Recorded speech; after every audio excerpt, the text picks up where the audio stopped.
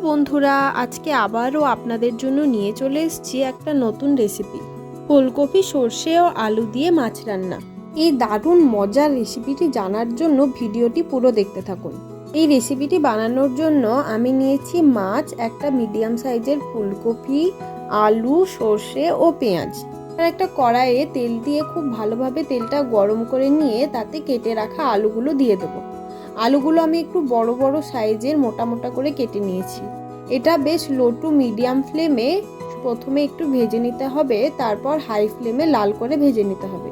আলুটা ভাজা হয়ে গেলে সেই তেলেই আমি কপিগুলো ভেজে নেব।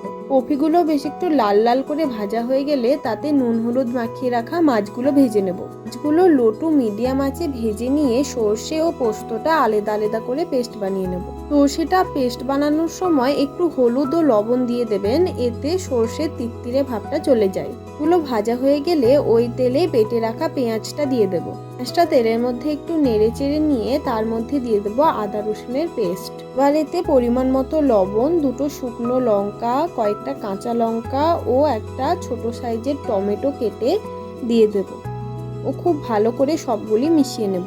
জিরে গুঁড়ো, ধনে গুঁড়ো ও গোলমরিচ গুঁড়ো দিয়ে মশলাটা খুব ভালোভাবে কষিয়ে নেব। এবং সর্ষেটা বাটার সময় আমি যেহেতু হলুদ দিয়েছিলাম, তাই এতে আর এক্সট্রা কোনো হলুদ অ্যাড করব না। ও ঝালের জন্য আমি কাঁচা লঙ্কা ও শুকনো লঙ্কা দুটোই দিয়েছি, তাই লঙ্কা গুঁড়োরও ব্যবহার করিনি।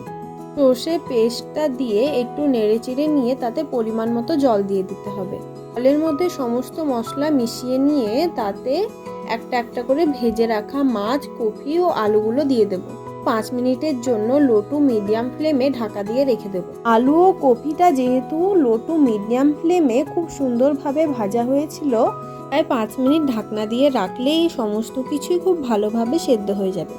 5 মিনিট পর ঢাকনাটা খুলে উপর থেকে একটু চিনি দিয়ে দেবো, এতে রান্নার টেস্টটা খুব সুন্দর আসে। আপনারা চাইলে একটু ধনেপাতা কুচিও ছিটিয়ে দিতে পারেন। এবার আমাদের এই মাছ রান্না সম্পূর্ণ রেডি হয়ে গিয়েছে।